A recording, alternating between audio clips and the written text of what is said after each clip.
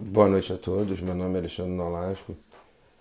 Mais uma vez eu tenho a oportunidade de estar junto a vocês, a convite da BBM, que nos pede para realizar um estudo sobre o capítulo 10 do Evangelho segundo o Espiritismo, item 1 a 4. Para começar, a gente vai ler uma página de abertura do livro Sinal Verde, de André Luiz, por Chico Xavier. 13 é o capítulo, Antagonistas é o nome. O adversário em que você julga encontrar um modelo de perversidade talvez seja apenas um doente necessitado de compreensão. Reconhecemos o fato de que muitas vezes a pessoa se nos torna indigna simplesmente por não nos adotar os pontos de vista. Nunca despreze o opositor, por mais ínfimo que pareça. Respeitemos o inimigo, porque é possível seja ele portador de verdades que ainda desconhecemos, até mesmo em relação a nós. Se alguém feriu você, perdoe imediatamente, frustrando o mal em seu nascedouro. A crítica dos outros só poderá trazer-lhe prejuízo se você consentir. A melhor maneira de aprender a desculpar os erros alheios é reconhecer que também somos humanos, capazes de errar, talvez ainda mais desastradamente que os outros. O adversário, antes de tudo, deve ser entendido por irmão que se caracteriza por opiniões diferentes da nossa. Deixe os outros viverem a sua própria vida e eles deixarão você viver a existência de sua própria escolha. Quanto mais avança a ciência médica, mais compreende que o ódio em forma de vingança, condenação, ressentimento, inveja ou hostilidade está na raiz de numerosas doenças e que o único remédio eficaz para semelhantes calamidades da alma é o específico do perdão no veículo do amor. Que possamos nesse momento agradecer essa oportunidade e clamar ao Mestre Jesus que nos auxilie a caminhar em direção a nós mesmos, ao nosso íntimo.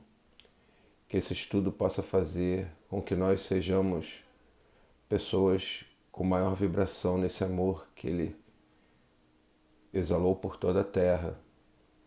Que possamos, ao encontrar as dificuldades, ter o amor como base do nosso espírito. Que esse amor possa agora abraçar a todos que nos assistem, a todos os irmãos da BBM, aqueles que não podem estar lá por algum motivo e necessitam de alguma ajuda. Que Nossa Senhora guarde a todos nós e nossas famílias em nossa casa. Que assim seja, graças a Deus. Bom, o capítulo 1 a 4 trata de perdão e misericórdia. O item 1 é bem-aventurados que são misericórdios, porque obterão misericórdia. O 2 é se perdoardes aos homens as faltas que cometerem contra vós, também vosso Pai Celestial vos perdoará os pecados. Mas se não perdoares aos homens quando vos tenham ofendido, vosso Pai Celestial também não vos perdoará os pecados. Mateus 6,14. E o item 3. Se contra vós pecou o vosso irmão, ide fazer-lhe sentir a falta em particular, a sós com ele. Se vos atender, tereis ganho o vosso irmão. Então, aproximando-se dele, disse-lhe Pedro: Senhor, quantas vezes perdoarei a meu irmão, quando houver pecado contra mim? Até 7 vezes? Respondeu-lhe Jesus: Não vos digo que perdoeis até 7 vezes, mas até 70 vezes 7 vezes. Mateus 18.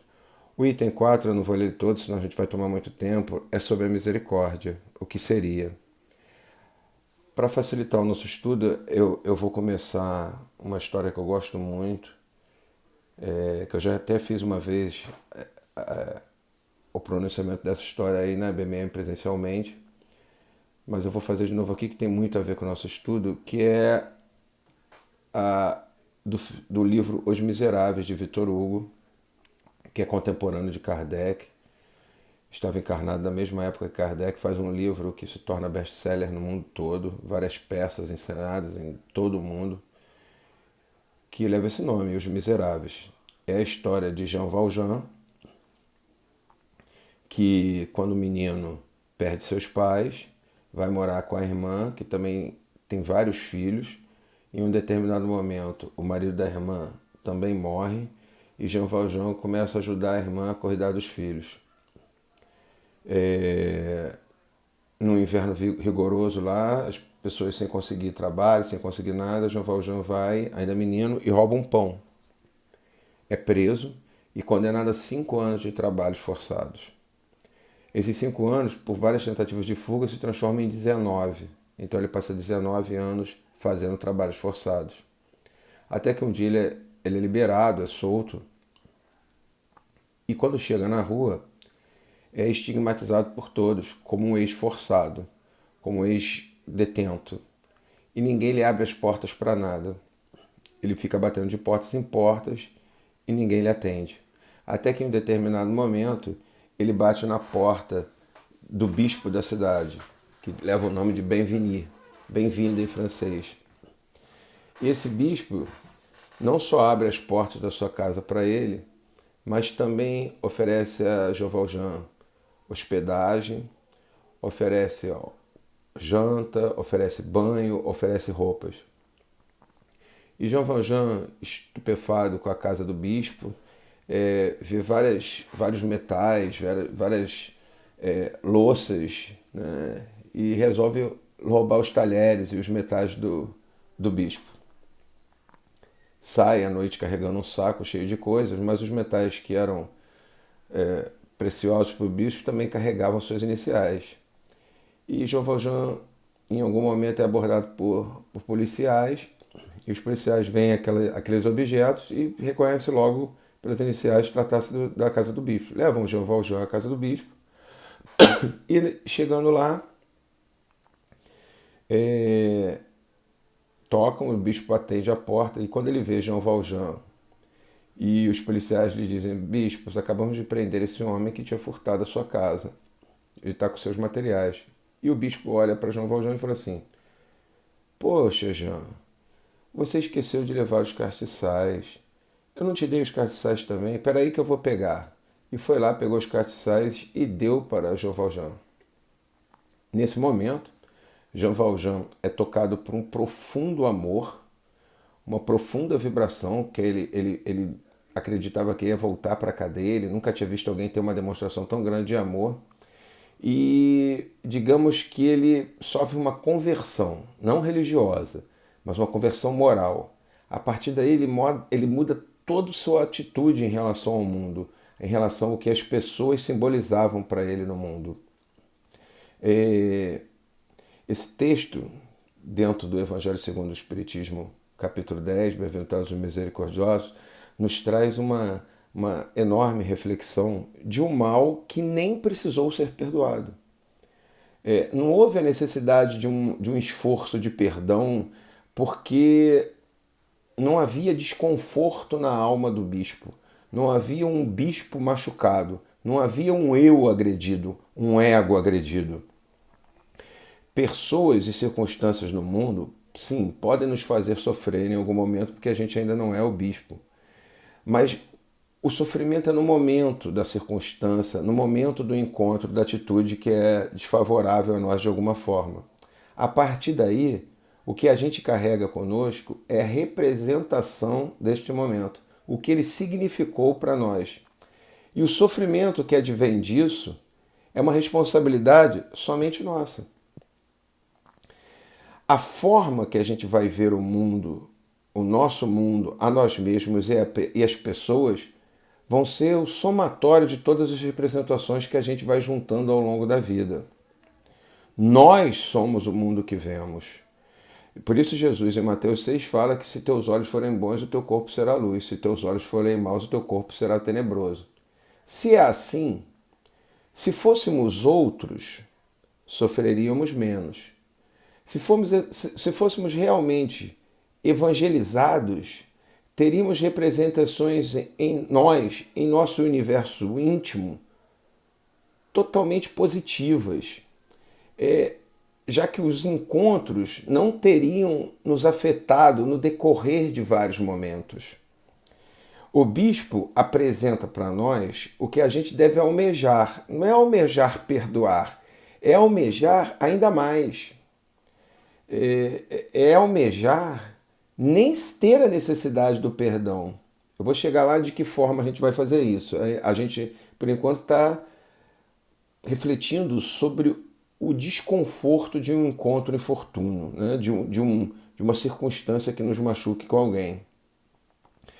Se a gente não consegue ter essa vibração de amor do bispo, a gente também não consegue transformar pessoas como o bispo transformou, da mesma forma como Jesus transformou.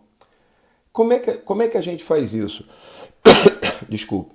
Para isso é necessário a gente ter uma coisa que a gente pode chamar controle dos afetos. Aquilo que nos afeta, tudo que nos afeta dinamiza, movimenta a nossa alma. É uma emoção, é um sentimento que surge em nós que ou nos machuca ou nos alegra.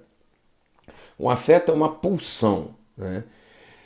Jesus, quando faz o Sermão da Montanha, Mateus 5:7, amai os vossos inimigos, bendizei os que vos maldizes, não olhai o cisco no olho do outro, porque você tem uma trave no nosso, se te bater a face direita, oferece a esquerda. Ele está incitando a todos nós a ter controle sobre os nossos afetos. Por quê? Porque se a gente não nos ter controle sobre os nossos afetos, a nossa vida vira um drama. E, na verdade, ela pode e deve ser um romance. Se fôssemos diferentes, os afetos que nos chegam seriam outros. Imagine que o bispo naquela hora não deixou de ser afetado. Mas a diferença dele é que a vibração dele no amor impediu o seu eu, o seu ego, de se sentir ofendido. Se você quiser seguir realmente o Evangelho, as pegadas de Jesus, se eu quiser, a gente deve romper os padrões tidos como normais na sociedade quando alguém nos faz alguma coisa que nos entristece, que nos machuca. Há uma normalidade de como que você deve agir isso que é contrária ao Evangelho. Algumas pessoas veem os outros com os olhos dos miseráveis, mas é possível olhar ao outro com os olhos encantadores que Jesus nos olha. É aquela história de que quando Pedro fala de Paulo, a gente conhece muito mais de Pedro do que de Paulo. Por quê? Porque a gente quer ser diferente, mas a gente acaba se igualando ou se tornando pior do que aquele que fala, do que aquele que a gente fala. O bispo, para conseguir realizar essa façanha, ele usou uma qualidade da alma que falta em todos nós, que é a compreensão. Para falar sobre compreensão, eu vou trazer um pequeno texto aqui de Edgar Morin, que é um sociólogo ainda encarnado, já bem velhinho, francês, que é fantástico, parece uma psicografia. Compreender não significa justificar. A compreensão não desculpa nem acusa, favorece o juízo intelectual, mas não impede a condenação moral. Compreender o assassino não significa tolerar o crime que ele comete. A compreensão rejeita a rejeição, exclui a exclusão. Enclausurar na noção de traidor aquele que depende de uma inteligibilidade mais rica impede o reconhecimento do erro, do delírio ideológico, do descontrole e dos desvios. A compreensão exige que compreendamos a nós mesmos, reconhecendo as nossas insuficiências e carências, substituindo a consciência autossuficiente pela consciência de nossa insuficiência. A incompreensão está na fonte de todos os males humanos. A compreensão está presente no que há de melhor no homem. Nossa barbárie não se reduz à incompreensão, mas a comporta. A incompreensão alimenta a barbárie nas relações humanas e na civilização. Enquanto permanecermos como somos, continuaremos bárbaros mergulhados na barbárie.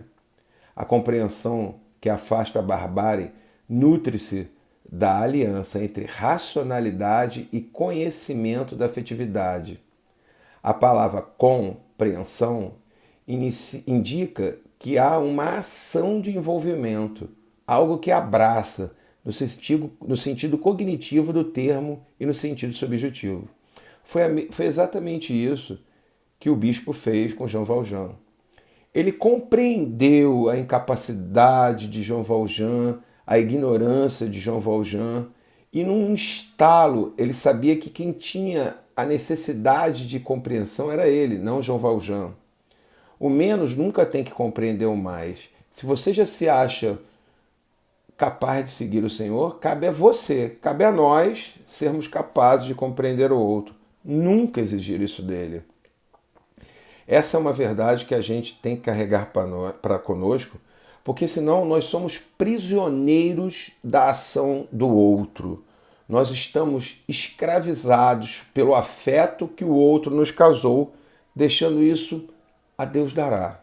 Não somos capazes de modificar a interpretação do que o outro nos faz, a representação.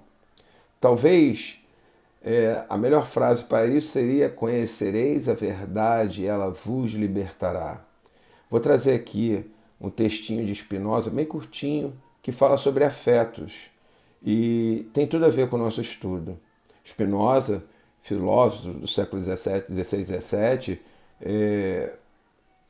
e traz uma observação fantástica. Chamo de servidão a impotência humana para regular e refrear os afetos, pois o homem submetido aos afetos não está sob seu próprio comando, mas sob o do acaso, a cujo poder está a tal ponto sujeitado que é muitas vezes forçado, ainda que perceba o que é melhor para si, fazer, entretanto, o pior. Spinoza, parte 4, do seu livro A Ética. Por isso já dizia também Paulo de Tarso, uma frase bem conhecida de todos nós, que o bem que eu quero, eu não faço, mas o mal que eu não quero, esse sim eu faço. Jesus Cristo veio para nós para nos dar poder sobre os nossos afetos, para sermos capazes de ressignificar afetos num piscar de olhos. Na percepção da maioria dos judeus, da grande maioria dos judeus, Jesus não representava o que eles esperavam. Eles estavam escravizados por Roma, eles se sentiam escravizados por fora, digamos assim, mas Jesus oferecia uma liberdade que era ainda incompreensível e ainda para nós hoje é muito incompreendida.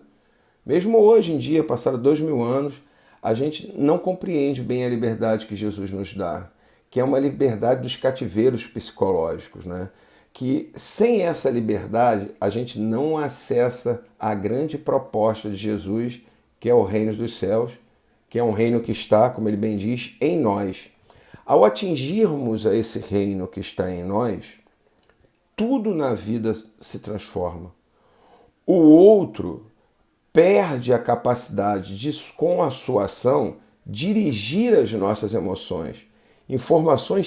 Emoção é uma informação química de um afeto, de algo, de uma circunstância, de um encontro que teve uma representação ruim para você. Disso vai surgir uma emoção que é uma informação química. E todos nós sabemos que esse tipo de informação química, de um afeto negativo, de um afeto triste, é causador de inúmeras patologias, se não quase todas. Então, nós não fazemos isso porque nós queremos ser bonzinhos. Nós fazemos isso porque nós entendemos o padrão da vida, que nos clama, nos impele a sermos o tempo todo expressões de amor. Se você consegue isso, se você está nesse reino, você é capaz de fazer o que Jesus fala, que para as vezes as pessoas parece que é uma condição de passividade, que é bem dizer os que vos maldizem.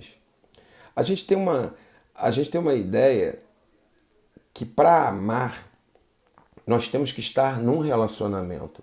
A gente ama alguma coisa, a gente ama alguém. A qualidade de relacionamentos, porém, não vem, a qualidade que você dá a um relacionamento não vem do relacionamento. Vem do estado vibratório que está a sua alma. Lembre que a tua alma está cheia de representações. A nossa mente, o nosso corpo emocional, o nosso corpo mental está cheio de representações e significados. Então, A qualidade do nosso relacionamento, da relação com o nosso esposo, com a nossa esposa, com nossos filhos, com o nosso amigo, com nossos inimigos, vem daquilo que nós estamos cheios, da nossa vibração. Então, amor não é uma qualidade de um relacionamento, é uma qualidade da alma. A gente ainda acredita que para amar a gente tem que estar a ideia de alguém. Mas você ama em verdade quando a cada momento você se nutre de uma posição em que você é expressão de amor. A gente, ao longo dessa história, né, há muito tempo, vem rompendo vários limites. A gente rompeu o limite da terra. A gente antigamente, há alguns milhares de anos atrás, a gente era caçador e coletor. A gente tinha que, como nômades, ainda não sedentários, ficávamos procurando frutinhas para comer, matávamos alguns animais e íamos atrás do outro, caminhando pelas planícies da terra. Em algum momento a gente resolveu plantar na terra, criar animais, nos sedentarizamos, rompemos o limite do que aquela terra poderia nos dar. Ao semear a terra foi capaz de nos dar muito mais. A gente também foi capaz de romper os limites do mar. Para hoje estarmos aqui falando nessa pátria tão abençoada que é o Brasil, alguém teve que romper um limite do mar e vir até nós. E mais do que isso, a gente já rompeu inclusive os limites do espaço. Fomos a outros planetas, temos uma visão por telescópio de galáxias muito distantes. Mas a gente ainda tem uma enorme dificuldade de romper os limites da nossa percepção do outro, os limites das nossas representações do outro. Jesus veio para que nós pudéssemos romper esses limites de nós mesmos. E romper os limites de nós mesmos e acessar esse reino nos permite escandalizar o outro. Como certamente Jean Valjean ficou escandalizado quando viu o bispo não acusá-lo de roubo. Quando viu o bispo ainda dar-lhe mais do que ele tinha subtraído. É isso que Jesus fala no seu evangelho. É isso que é o seu pedido para todos nós. Que nós escandalizemos o outro quando ele vier armado para nós e produzir algum afeto triste que nos machuque. Saia desse estudo, eu sei que é difícil, eu já fiz esse estudo outras vezes e de vez em quando eu ainda caio, e caio muito, não é fácil, mas é uma coisa que toda hora me chama a atenção. Se o meu estado vibracional está vibrando em amor, eu vejo toda hora o meu estado vibracional sair desse amor, mas algo me fala que eu devo voltar a esse. Por quê? Porque esse amor é a energia que tudo cria. Deus é amor, já nos dizia o Evangelho. Se Deus é amor, é porque Deus é a criação, é o Criador. Quanto mais a gente vibra nesse amor, mais próximos do Criador a gente está. Mais capacidade nós temos de recriar nossa vida, de fazer algo novo na nossa vida. O Evangelho, que nos guia a esse reino dos céus, que nos capacita ao amor, é o que nos dá a capacidade também de transformar os outros. E é o que mais o nosso mundo está precisando, que nesse momento vive polarizações das mais diversas, discussões das mais diversas.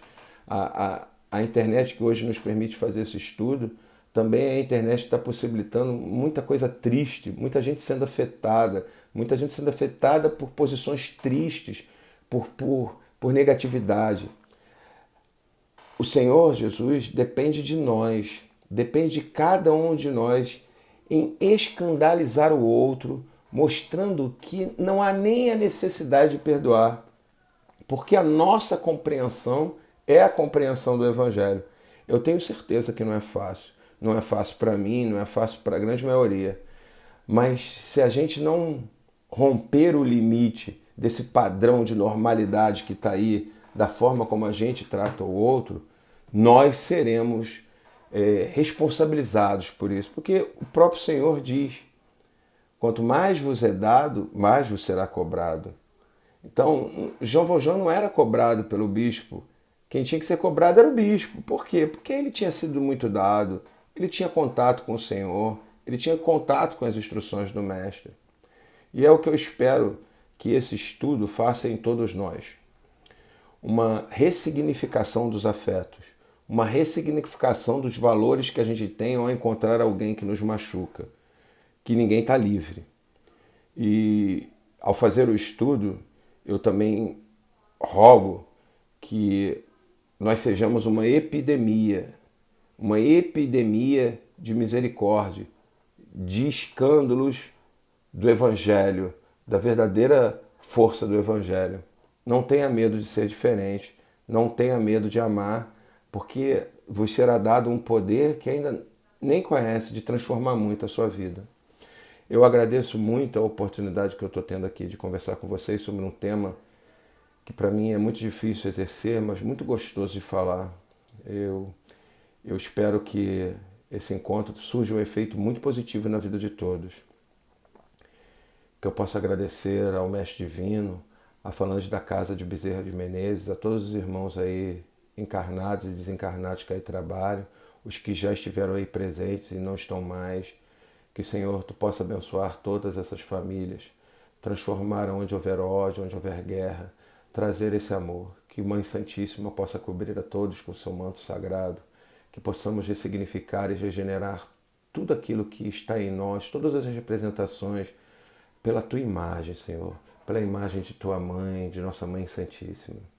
Obrigado a todos, que Deus abençoe muito a vocês e que eu espero que até breve possamos nos encontrar. Graças a Deus.